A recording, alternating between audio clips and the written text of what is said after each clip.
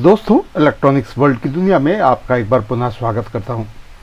आज के इस वीडियो में हम एलईडी बल्ब में समस्या आने के बाद जो सबसे बड़ी उलझन हमारे दिमाग में आती है कि उस एलईडी बल्ब में हम खराबी आने के बाद कौन सी एमसीपीसीबी का इस्तेमाल करेंगे, या उस एमसीपीसीबी में से अगर कोई एलईडी एसएमडी फ्यूज़ हुई है तो क्या उसे हटाकर वहाँ डायरेक्ट शॉर्ट करते हुए जितनी एलईडी लगी हुई है उससे कम एलईडी को हम उस पर जला पाएंगे या नहीं।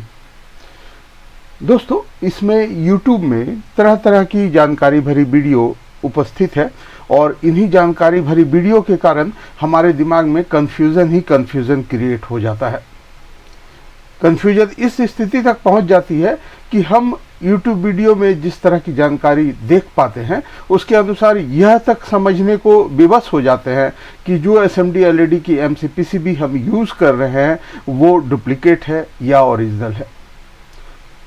दोस्तों, मैंने पहले भी अपने वीडियो में कहा है कि कोई भी SMD LED डुप्लीकेट नहीं होती है। SMD LED की अपनी क्वालिटी होती है और वो क्वालिटी के अनुपात में कम या अधिक रोशनी प्रदान करती है, लेकिन उसमें सबसे बड़ा महत्वपूर्ण योगदान ये रहता है कि आपकी बल्ब में जो ड्राइवर लगी हुई है उस ड्राइवर के हिसाब से आप बिना कैलकुलेशन की SMD LED इस्तेमाल करते हैं, अर्थात जो आप MCPCB इस्तेमाल करते हैं उसकी कैलकुलेशन सही नहीं रहती है, जिस कारण आपको यह समस्या झेलना पड़ता है।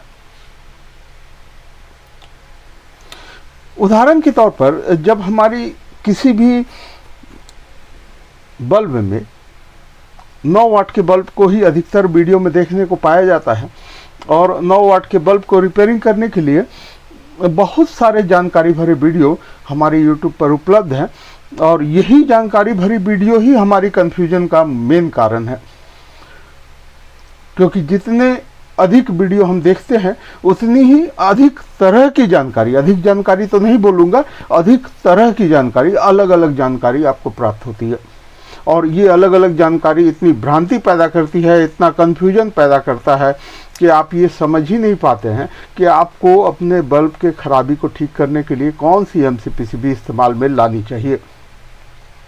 अक्सर जब भी हम किसी 9 वाट के बल्ब को देखते हैं तो 9 वाट के बल्ब में इस तरह की MCPCB लगी होती है जो ब्रांडेड बल्ब आती है। किसी भी कंपनी द्वारा निर्मित जब बल्ब आप देखते हैं तो इस तरह की MCPCB लगी होती है जिसमें कुल 9 SMD LEDयाँ लगी होती हैं। अब इस 9 SMD LEDयों में 9 वाट का रोशनी प्रदान किया जाता है, ऐसा दावा किया जाता है कि इसमें 9 वाट की रोशनी मिल रही है। लेकिन अगर आप पूरी तरह से इसके स्ट्रक्चर को समझेंगे तो आपके रिजल्ट में आप यह देख पाएंगे कि ये कंप्लीट 9 वाट की रोशनी आपको प्रदान नहीं करती है। अब जब ये ख़राब होती है तो लोग 9 वाट की हिसाब से इस MCPCB को इस्तेमाल करने बोलते हैं। इसमें 10 LEDयाँ लगी रहती हैं और ये जो SMD LED है ये 6 वोल्ट से ऑपरेट होती है। मैंने ये बताया नहीं, ये बता देता हूँ, ये जो 9 SMD LEDयाँ लगी होती हैं इसकी प्रत्येक LED जो है वो 9 वोल्ट से ऑपरेट होती है और इसकी जो SMD LED है इस MCPCB की ये 6 वोल्ट से ऑपरेट होती है। अब लोग इसको लगाने के बाद अपने वीडियो में बड़ा अच्छा सुझाव देते हैं कि ये जो है इसकी क्वालिटी उतनी अच्छी नहीं है, ये डुप्लीकेट है। दोस्तों, ऐसा नहीं है। आप चूंकि LED SMD की कैलकुलेशन को नहीं समझ पाते हैं, जिस कारण आँख के सामने या कैमरे के सामने आप इसकी रोशनी को अंतर नहीं कर पाते हैं, लेकिन जब आप रूम में इसे लगाते हैं अपने होल्डर में तब इसकी रोशनी दूर से आपको पूरे कमरे में जो कमी होती है वो समझ में आने लगती है और आप इसे डुप्लीकेट मानना शुरू कर देते हैं। दोस्तों, ये भी डुप्लीकेट नहीं है, इसकी भी रोशनी प्रॉपर मिल सकती है, लेकिन इन सबों को पाने के लिए आपको इसकी कैलकुलेशन को समझने की आवश्यकता है। दूसरी बात यह है कि कोई भी LED का जब निर्माण होता है, कोई भी कंपनी उसे बनाती है तो उस LED को बनाने के पीछे कंपनी उसके पूरे स्पेसिफिकेशन को मेंटेन करती है। स्पेसिफिकेशन अर्थात क्या होता है? स्पेसिफिकेशन दैट मीन्स कोई भी LED जब बनती है तो उसकी एक लिमिटेड लाइफ होती है, वो कितने हज़ार घंटे के लिए तैयार होती है। नॉर्मली एलईडी जो बनती है वो 5000 से 25,000 घंटे तक के लाइफ को लेकर बनाई जाती है, और वो उस बीच खराब हो भी सकती है और अधिक चल भी सकती है। इसमें कहीं कोई तय किया हुआ मानक नहीं है कि इतना ही चलेगा। ये डिपेंड करता है आपके कैलकुलेशन पे कि वो कितनी लाइफ को जिएगा। दूसरी बात यह है कि पूरे कैलकुलेशन पे ही ये डिपेंड करता है कि वो कितनी रोशनी प्रदान करेगा। आज इस बात को समझने के लिए हम दो तरह की ड्राइवर, ये एक 9 वाट की ड्राइवर है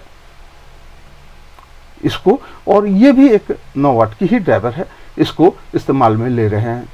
इसमें हम ये समझेंगे कि क्या ड्राइवर के बदलने से या एमसीपीसीबी के बदलने से वोल्टेज और एम्पेयर में कोई फर्क पड़ता है कि नहीं, और यदि फर्क पड़ता है तो क्या फर्क पड़ता है, और यदि नहीं पड़ता है तो एक ही ड्राइवर में दो अलग अलग तरह के एमसीपीसीबी के इस्तेमाल से एमसीपीसीबी के रोशनी में, उसके लाइफ में क्या अंतर पड़ सकता है। विषय बहुत महत्वपूर्ण है। हो सकता है कि ये एक एपिसोड में समाप्त ना हो, इसको अगले एपिसोड में भी मुझे लेना पड़े, लेकिन इन सबों को समझने से आपको किसी भी एलईडी के मरम्मतीकरण में बहुत ही सहयोग मिलेगा। और ये सहयोग इस हद तक आप समझ पाइएगा कि आप किसी भी एलईडी में कोई भी ड्राइवर को अगर एडजस्ट करते हैं तो आप उससे एक भरपूर रोशनी और एक लंबी जिंदगी प्राप्त कर सकते हैं। एलईडी की एक लंबी लाइफ और अच्छी रोशनी प्राप्त करने के लिए आपको एलईडी और ड्राइवर दोनों के कैलकुलेशन को समझना होगा। दोस्तों, इस कैलकुलेशन को समझने के लिए सबसे पहले मैं पेपर में एलईडी की कैलकुलेशन को बताने जा रहा हूं।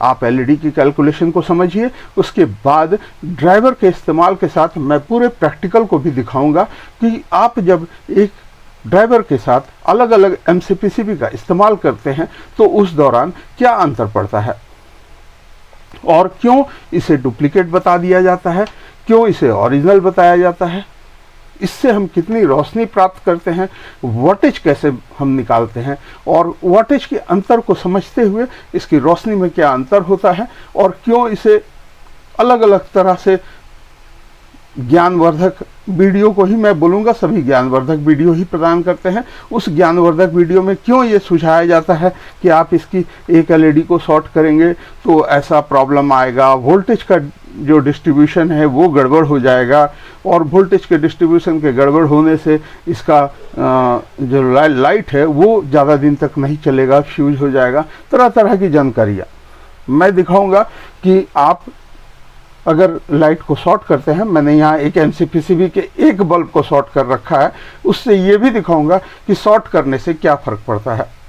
सभी चीज़ें प्रैक्टिकल में रहेंगी, लेकिन उससे पहले मैं पेपर में ये दिखाता हूँ कि आपकी एलईडी की स्पेसिफिकेशन क्या है और एलईडी को कैसे आप समझ सकते हैं।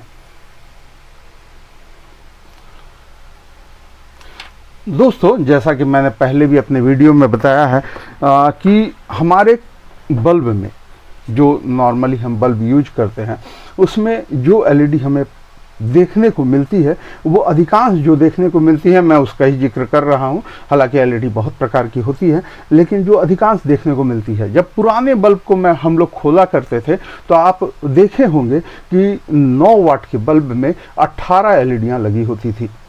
ये 18 एलईडियाँ जब लगी पाई जाती थी उस दौरान इसमें हमें 3 वोल्ट की एलईडी मिलती थी, और ट्यूबलाइट में जब आप ट्यूबलाइट की एमसीपीसीबी को खोलिएगा तो आप देख सकते हैं उसमें लगभग 100 एलईडी के लगभग लगी होती है, तो वो भी 3 वोल्ट की एलईडी होती है। तो 3 वोल्ट की जो एलईडी हमें अधिकांश देखने को मिलती है वो 3 वोल्ट की एलईडी जो है, 3 वोल्ट एसएमडी एलईडी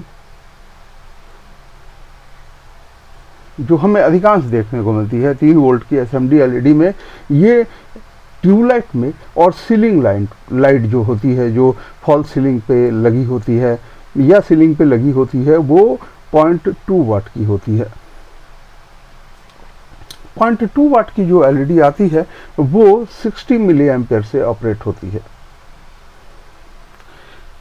वहीं फ्लड लाइट में या स्ट्रीट लाइट में जब हम देखते हैं तो 3 वोल्ट की ही एलईडी होती है जो 0.5 वाट की होती है।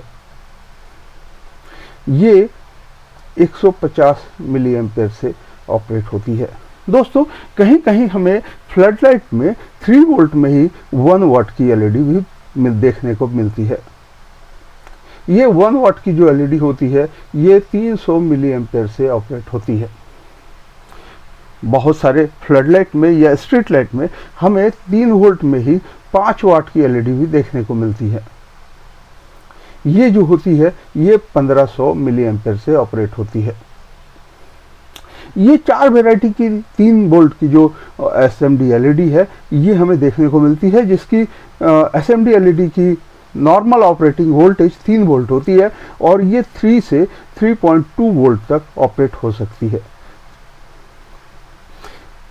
मैक्सिमम दायरा ये है 3.2 वोल्ट और मिनिमम दायरा ये है कि 3 वोल्ट तक आप इसे सप्लाई दे सकते हैं, जिसमें हमें 3.2 वाट में 60 मिली एम्पेयर, 0.5 वाट में 150 मिली एम्पेयर, 1 वाट में 300 मिली एम्पेयर और 5 वाट में 1500 मिली एम्पेयर तक की सप्लाई देनी पड़ती है, तब जाकर हमें रोशनी प्राप्त होती है। हालांकि पूरे कैलकुलेशन को हम ये भी समझेंगे कि क्या ये पूरी सप्लाई देने के बाद हमें कितनी वोल्टेज की रोशनी मिलती है। उसके अलावा अगर हम 6 वोल्ट की एलईडी देखते हैं जो कि नॉर्मली 9 वाट के एमसीपीसीबी में आपको देखने को मिलती है, इस तरह की एमसीपीसीबी में जिसमें 10 एलईडियाँ लगी होती हैं, ये WLS की आती है और ये 6 वोल्ट से ऑपरेट होती है। तो 6 वोल्ट की जो एलईडी होती है 6 वोल्ट एसएमडी एलईडी देखने को जो मिलती है ये हमें मिलती है 1 वाट में और इसे ऑपरेट करने के लिए हमें 150 मिली एम्पेयर की करंट की आवश्यकता होती है। उसके अलावा 9 वाट के बल्ब में जो हमें अधिकांश देखने को मिलती है इस तरह की एसएमडी एलईडी, जिस एलईडी में जिस प्लेट में एमसीपीसीबी के प्लेट में 9 एलईडियाँ लगी होती हैं, ये 1 वाट की ही होती है। चूंकि 9 वाट की बल्ब है और 9 एलईडी है तो हम 1 वाट की समझते हैं और इसे ऑपरेट करने के लिए हमें 9 वोल्ट की आवश्यकता पड़ती है। अर्थात 9 वोल्ट की एलईडी में 9 वोल्ट की एसएमडी एलईडी में हमें 9 वोल्ट और 100 मिली एम्पेयर की करंट की आवश्यकता होती है। वहीं अगर हम डीओवी में देखें तो डीओवी में तरह तरह की एसएमडी एलईडी लग कर आती है, लेकिन जो ये डीओवी मैं दिखा रहा हूँ इसमें 18 वोल्ट की एलईडी लगी हुई है। तो डीओवी में जो एलईडी लगी होती है वो 18 वोल्ट की एलईडी होती है, 18 वोल्ट की एसएमडी एलईडी होती है।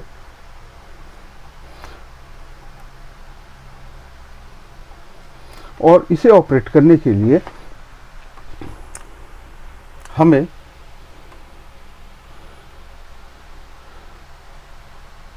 तीस मिली एम्पेयर की करंट लगती है। यहाँ मैंने वोल्टेज नहीं दिया है। ये 6 वोल्ट की जो एसएमडी एलईडी है ये 1 वाट की है, 150 मिली एम्पेयर की है। यहाँ 9 वोल्ट की जो एसएमडी एलईडी है ये भी 1 वाट की है। मैंने यहाँ 9 वोल्ट लिख दिया था। 1 वाट की एसएमडी एलईडी है, 9 वोल्ट से ऑपरेट होती है, 100 मिली एम्पेयर करंट लेती है। ये 18 वोल्ट में 30 मिली एम्पेयर लेती है जो कि हाफ वाट की होती है, 0.5 वाट की। अब 18 वोल्ट में ही जो सेकंड एलईडी होती है वो होती है 1 वाट की और ये 60 मिली एम्पेयर की करंट लेती है। दोस्तों ये जो मैं चार्ट बनाया हूं आप इसका स्क्रीनशॉट रख सकते हैं और आपको समझने में आसानी होगी। ये जो एलईडी मैंने डिटेल दिया अभी, ये तमाम एलईडी जो है ये एलईडी आपको अधिकांश रिपेयरिंग के दौरान देखने को मिलेगी और इसी एलईडी से आप इसके सप्लाई को समझ सकते हैं। दोस्तों आप इस एलईडी के स्पेसिफिकेशन चार्ट को स्क्रीनशॉट कर रख सकते हैं, जिससे आपको आगे बहुत ही सहूलियत महसूस होगी काम करने के दौरान।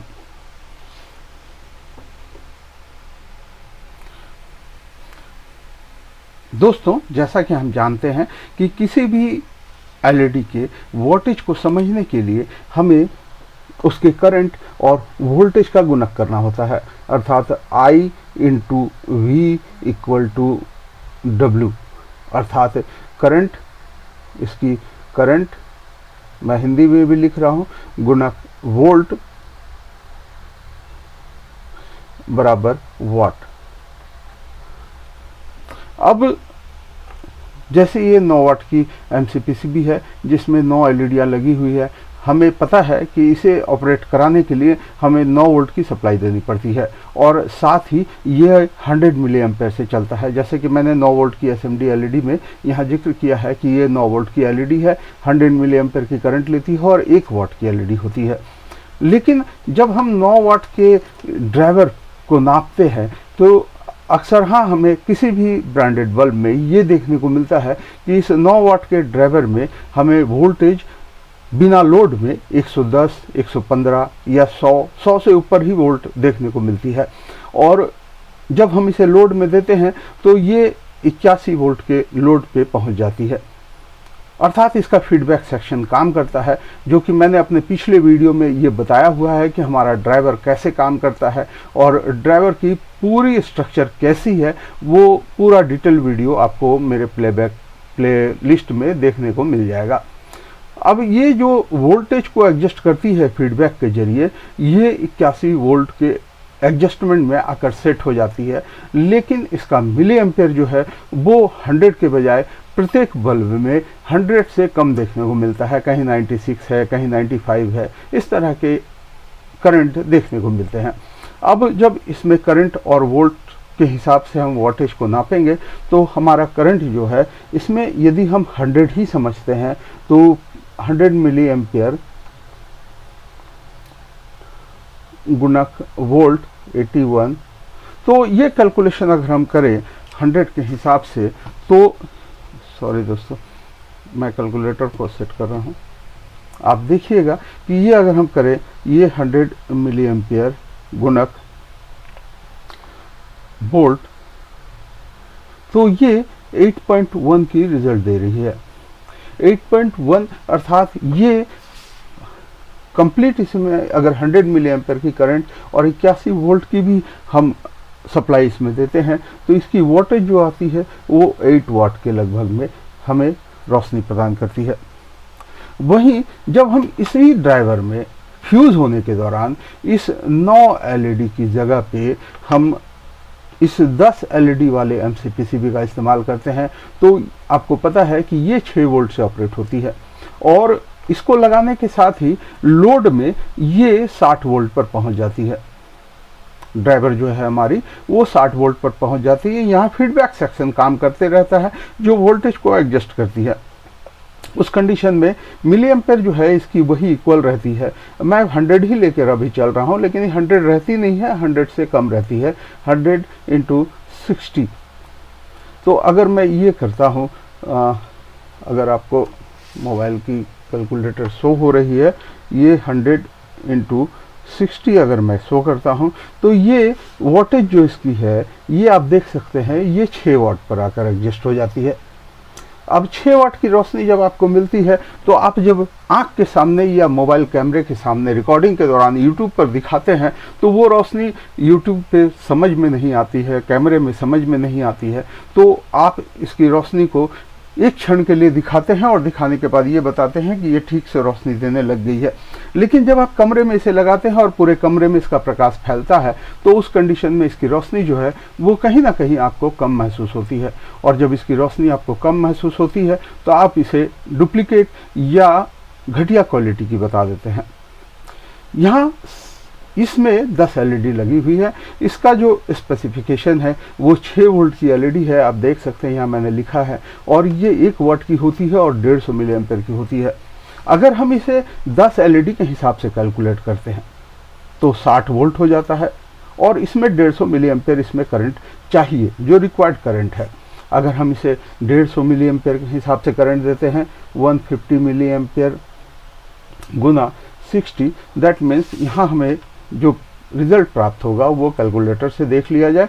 150 मिली एम्पेयर गुना 60 इक्वल टू ये कंप्लीट 9 वाट की रोशनी प्रदान करने लगेगी।